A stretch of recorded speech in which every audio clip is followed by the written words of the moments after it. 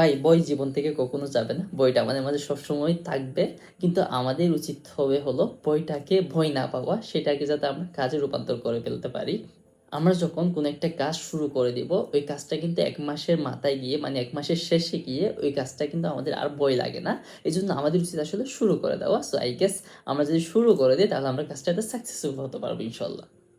চলেন এবার প্র্যাকটিক্যাল একটা সমাধান দিই যে বইটাকে আমরা কিভাবে শক্তিতে রূপান্তর করতে পারি। সো প্রথমে আমাদের যেটা করতে হবে সেটা হলো বইটাকে আসলে লিখে রাখতে হবে কোথাও যে একটা খাতা নিয়ে লিখে রাখতে পারেন চাইলে আমি কেন বই পাচ্ছি, কি নিয়ে বই পাচ্ছি, আর আমাকে নিয়ে মানে আমি আসলে মেনলি কেন কাজটা শুরু করতে পারতেছি না। যেমন কি কেউ শুরু করতে পারে না, হয়তো বা আমার হাতে সময় নেই, দ্যাটস আমি শুরু করতে পারতেছি না।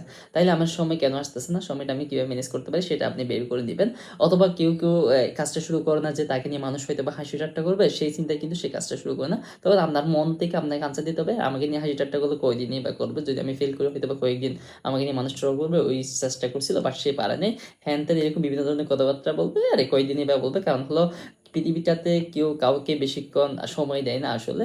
আমরা হয়তো বা যেমন কি আপনাকে একটা এক্সাম্পল দিই, আমরা যখন রাস্তা দিয়ে হেঁটে যাই তখন আমাদের মনে হয় যে মানুষ আমাকে দেখছে, মনে হয় আমি মনে হয় কি মানে একটু বিশ্রীভাবে গেলে হয়তো বা মানুষ আমাকে খারাপভাবে নিচ্ছে। আসলে রাস্তা দিয়ে হাঁটার সময় কেউ কাউকে তেমন একটা দেখার বেশি টাইম পায় না, হয়তো বা এমনি জাস্ট বাইরের আউটফিটটা একটু দেখা যায়, বাট অভ্যন্তরীণ বা ইন্টারনাল কোনো প্রবলেম থেকে থাকলে ওইটা আসলে আমাদের চোখে পড়ে না, কিন্তু আমরা এটা নিয়ে অনেক বেশি চিন্তিত হয়ে থাকি। সো ঠিক সেম লাইক দ্যাট, আসলে কেউ কাউকে অত বেশি সময় দেয় না, এই জন্য আমাদের উচিত হবে আসলে এটা নিয়ে বেশি থিঙ্ক না করা। এই জন্য আপনার এই কোয়েশ্চেনগুলো, মনের কোয়েশ্চেনগুলো একটা সাদা একটা পেজের মধ্যে লিখে রাখতে পারেন। দ্বিতীয় নম্বর হলো worst case scenario. Worst case scenario বলতে বোঝাচ্ছে হলো আমরা যদি ফেল করি তাহলে কি কি সমস্যাগুলো আমরা ফেস করতে পারি, সেই সব সমস্যাগুলো আগে থাকতে ওগুলো একটা আনসার নিজ থেকে ক্রিয়েট করে ফেলা। যেমন কি ধরেন কেউ, এই যে বললাম কেউ আমাকে নিয়ে হাসবে, তাইলে হাসতে সে কতক্ষণই বা হাসবে, বা আমাকে ফ্যামিলি থেকে বা পরিবেশ থেকে বিভিন্ন চাপ ক্রিয়েট করবে যে এইটা বারবার ব্যর্থ হচ্ছে, এই টাইপের যেসব ওয়ার্স্ট কেস সিনারিওগুলো আছে এগুলো আপনি আগে থেকে থিঙ্ক করে ফেলবেন যে এগুলো আপনি কিভাবে হ্যান্ডেল করবেন। তৃতীয় নম্বর যে কাজটা আমাদের জন্য অনেক বেশি ইম্পর্টেন্ট সেটা হলো ছোট থেকে শুরু করা। আমরা শুরুতে অনেক বড় কিছু স্বপ্ন দেখি, হ্যাঁ বড় স্বপ্ন দেখাটা বেটার, কিন্তু হলো আপনি শুরুতে বড় একটা কাজ স্টার্ট করতে পারবেন না, আপনি শুরুতে ইলন মাস্ক হয়ে যেতে পারবেন না, শুরুতেই বিল গেটস হয়ে যেতে পারবেন না। আপনার থেকে আস্তে আস্তে নিজেকে তৈরি করতে হবে সেই কাজটার জন্য। এজন্য আমাদেরও উচিত হবে ছোট একটা কাজ দিয়ে শুরু করা, ধীরে ধীরে নিজেকে প্রস্তুত করা, একটা টাইম ব্লক ক্রিয়েট করা যে এই টাইমটার মধ্যে আমি আমার এই ড্রিমে পৌঁছার জন্য কাজটা শুরু করব। তাহলে এটা হলো 3 নম্বর পয়েন্ট। 4 নম্বর যেটা পয়েন্ট সেটা হলো আল্লাহ তাআলা সন্তুষ্ট। আসলে আমরা লাইফে সর্বোচ্চ চেষ্টা করতে পারি, বাকিটা কিন্তু আমাদের আল্লাহ তাআলার উপর ডিপেন্ড করে। এই জন্য আমাদের উচিত হবে আল্লাহ তাআলার সাথে কানেক্টেড হওয়া, তাহাজ্জুদ পড়া, নামাজ দোয়া পড়া, অথবা দান করাত, এই টাইপের যেগুলা যে কাজগুলো করলে আল্লাহ তাআলা আসলে সন্তুষ্ট হয় সেই সব কাজগুলো করা, অথবা পাপ কাজ থেকে বিরত থাকা, যেগুলো করলে আমাদের ভাগ্যটা হয়তো বা পরিবর্তন হবে। আমরা চেষ্টা করব এবং আল্লাহ তাআলা আমাদের, যদি আমাদের পক্ষ থাকে তাহলে পৃথিবীতে কেউ আসলে আমাদেরকে আর আটকে ফেলতে পারবে না। পরিশেষে যারা এতক্ষণ ধরে এই ভিডিওটা দেখতেছিলেন, সো আপনাদেরকে বলবো ভাই, লাইফে আমি যে কথাগুলো বললাম আর কি, এগুলো হয়তো বা সবগুলো আমাদের পক্ষে মানা সম্ভব নাও হতে পারে, কারণ এক একজনের সিচুয়েশনটা এক এক রকম।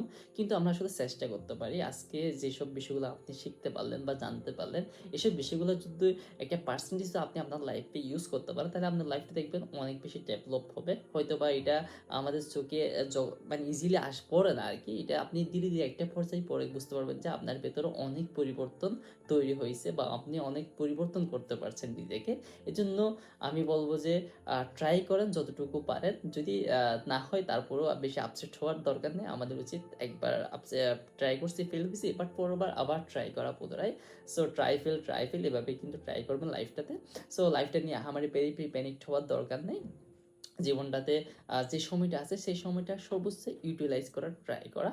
আর আমার এই চ্যানেলের মধ্যে আমি আপনাদের লাইফ গ্রোথ এবং লাইফের যে প্রবলেমগুলো আমরা ফেস করে থাকি সেসব বিষয় নিয়ে কথা বলার ট্রাই করবো। যদি আমি অনেক ছোটো মানুষ, আমারই বেশি জ্ঞান আমার নেই, যতটুকু জ্ঞান আমার মধ্যে আছে বা আমি যেসব বিষয় বুঝি বা যতটুকু জানি সেই বিষয়টা আপনাদেরকে শেয়ার করার ট্রাই করবো, অথবা আপনাদের সমস্যাগুলোর সমাধান দেওয়ার ট্রাই করবো। সো যদি আপনারাও যদি লাইফে কোনো সমস্যা ফেস করে থাকেন, যে সমস্যাটা আপনাদেরকে অনেক বেশি ভোগাচ্ছে, সো সেসব সমস্যা আপনারা নিচে কমেন্টে জানাতে পারেন।